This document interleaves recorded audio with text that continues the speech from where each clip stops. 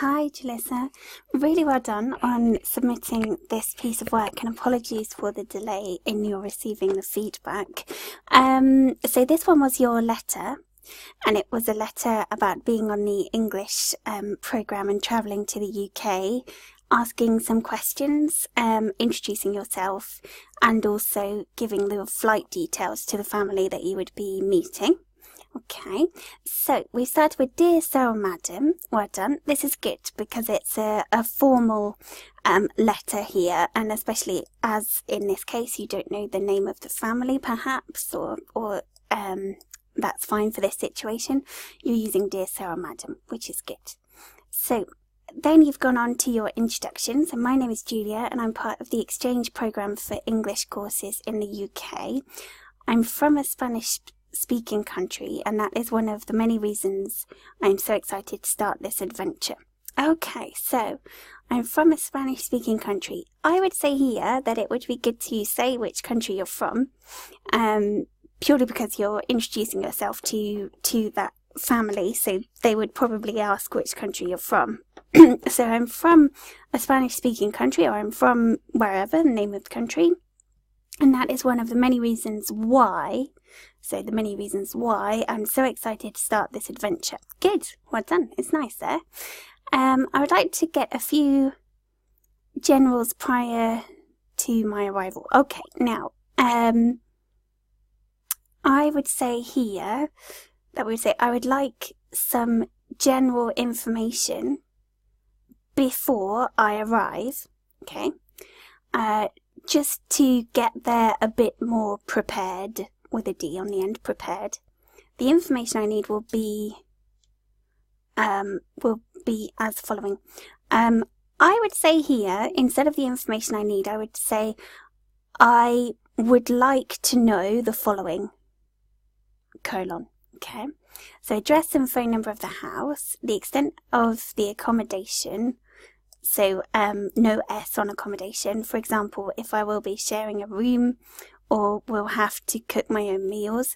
Details of the public transportation system and near bus/train stops to the house.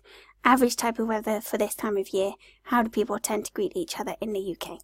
Okay, so what I would say is, in terms of the kind of linguistic function of this letter, I would say that perhaps you've included too many questions possibly here. And to possibly focus on a couple of questions that are worded very well. So, first of all, I wouldn't do it as a long list like this because it means it takes away your opportunity to use question forms. So what I would say is,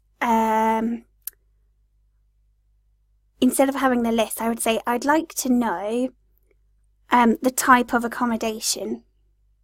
For example, will I be sharing a room? ? Will I have to cook my own meals? ? Okay, so see how we're integrating those questions into the writing itself rather than having a list form there. And then I would focus on one or two more. So saying something like, also, what is the weather like? In my country, it's hot, so I'd like to be prepared. Something like that. Okay. And then the next part, so regarding the date of arrival, my flight is scheduled for November 21st, 2018 at 7 p.m. I'm looking forward to meeting, instead of the family, I would say your family, or I'm looking forward to meeting all of you, for example.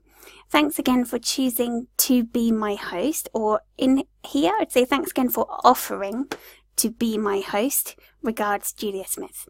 Okay, so just a couple of changes there, really.